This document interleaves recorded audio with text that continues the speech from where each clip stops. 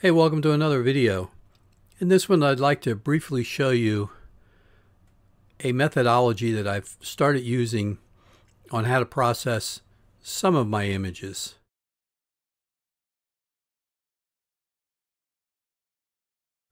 I want to show you two ways, which is really the same way, but I find that if you do it one particular way, it seems to work best with people, probably because of the skin tones, and then in another way with birds, like I've been doing with these herons. It's fairly easy, but there are a few steps to it. So let me show you. I want to throw a couple images up on the screen for you to see what I'm talking about, what the end result will be. And I know someone looking at this might say, well, you're just desaturating your images. Well, not really. It looks similar, but I'm doing it in a different way rather than using the desaturate sliders. Now I'm using Adobe Camera Raw and then Photoshop. I don't use Lightroom only because I've been an Adobe Lightroom user for many years. So I just migrated over to Adobe Camera Raw rather than Lightroom. Nothing wrong with Lightroom. I imagine you could do the same thing in Lightroom, but I'm just doing it in Adobe Camera Raw. The first thing I do is I make a mask for the background. The problem you're going to run into is that it's not going to perfectly do it. You're going to have to do a little bit of touch up, but I just want to show you the methodology rather quickly rather than going through all the steps of how to clean it up at the very end. Like you could go in here with the brush and clean this up a little bit or do it later on. But I'll show you later on how you can do it. All right, so now that you have your background masked, what I like to do is lower the exposure a little bit so that your subject pops. You don't want to do too much. Maybe one stop, 3/4 of a stop, somewhere in there. Increase your contrast a little bit. Lower your highlights. Lower your shadows. Lower your whites. Your blacks. Just so you can accentuate the subject just a little bit more. You can mess with your color temperature if you want. The other thing is that if you shoot in black and white, you have to start thinking in terms of what would this look like in black and white. It'll help a little bit in this period here while you're getting your exposure the way you want it. The other thing I do is I decrease the texture. This is only affecting the background now, and the clarity. And what that does is it almost takes a 4.5 to 6.3 lens and makes it more like an f4, f2.8 lens. It's not perfect, but it gives a little bit of that effect to it. And then you might adjust the dehaze just a little bit. Now you want to do the opposite. Create another mask and select the subject. But you can, in here, you can take a small brush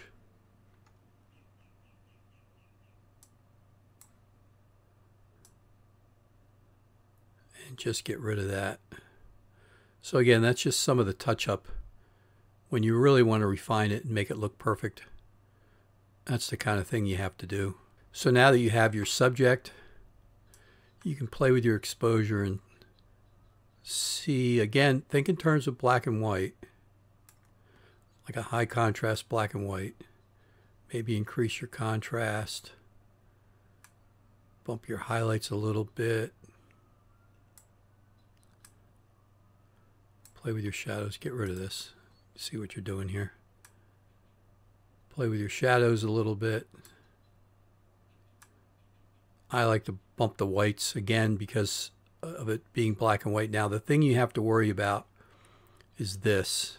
You don't want that getting blown out in his neck. Well, I'm just trying to add some contrast to the body. And then you want to increase your texture a little bit, your clarity, and then really what I want to do is maybe subtract this just a little bit in here so you don't blow that out. That's about all I really want to do in Adobe Camera Raw for now. We're going to come back to it later. So you can open it up as an object or however you want to open it up. For this lesson, I'm just going to open it up as a regular file. All right, then the next thing I generally do is I decide how I want to crop it. Maybe 8 by 10. Sometimes I'll put the bird right in the middle. Sometimes I won't. The thing I don't particularly like about this particular composition, and then if you don't like it exactly, you can go up here and hit clear and then move it into the position you want. You can decide how you want to frame it up, if you want the bird in the middle, whatever. I mean, that's your personal taste. Generally, I like a little bit more space on the side of where the bird is looking. You can worry about that later. I just really want to show you the method. All right, so let's just say we have this as your composition. Let's just clean up a little bit of this. Now to the good stuff. Then what I do is, let's view it in print size so we can see what we're doing a little bit better. We want to go down to our adjustment layers.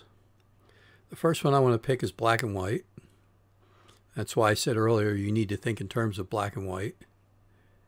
And lower your blues. That'll darken. Obviously a day without a lot of gunk in the water and the water not moving is ideal for something like this. But anyway, you want to adjust your blues and your cyans and then probably look at your yellows and your reds, pump them just a little bit, and then add a gradient map. And I use the platinum, which is in one of the filters. I can't tell you which one it was anymore, but I found it in the filters and I just moved it out. But that's what you want to do. I use the platinum. And then what I do is, for the one method, I go back and I play with the black and white opacity, and I play with the gradient map opacity, and I just add or subtract the amount of color that I want to do. And again, that seems to work best with people. The birds, not as much. I think that you either go full color or you go full black and white with the birds. But with people, this seems to work a little bit better. So you would just keep adjusting all your sliders until you really got to where you want it. And that's essentially it. However, except with this bird, I don't really like this look. If it was with people, I would probably stop right about here and then go to the next step, which we're going to go to once I get this the way I want it.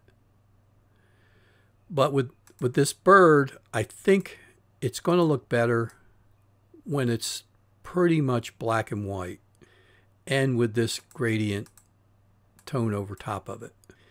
And then the other thing I do, which you can do with the other, if you leave some of the color in it as well, is do another adjustment layer with your levels and really push those blacks. You don't want to, for anyone who hasn't seen this is a histogram up here. And this is what controls your whites. So you don't want to push this too far. Usually when it's right up against the edge there, once you start going beyond this, that's when you start, watch up in here. That's when you start blowing out your whites, and you don't want to do that. Even your midtones. Now I like to have a little bit of texture in the water that you can see. And then even after you do your levels, you can again go back and just keep tweaking. I mean, you could take out a lot of the platinum. I like leaving it in there. For the birds, I like leaving it in there. So I'm going to leave it probably at around 80%. And the black and white as well.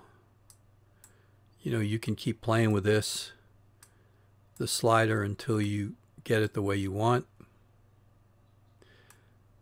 If you noticed with the kids playing sports, all I did was I left the opacity here down around 40–50%, and also with the gradient map. Both of them were around 40 or 50%, and that's how I got the look that I did. So again, this isn't a great image, but it's more just to show you the method on how I do it. Now the other thing you can do is, which I didn't mention, you can save your file as you go along so that you can always go back if you need to. It's just something you can do. All right, you flatten your image, and then at worst, usually by now, then I go and I save it. I save it as Henry because this is the same bird I see a lot, and I just nicknamed him Henry. And then before we go to the next step, you can go in here, dodge and burn a little bit. Now your exposure, you don't want it too much because you can always do more. But I typically start at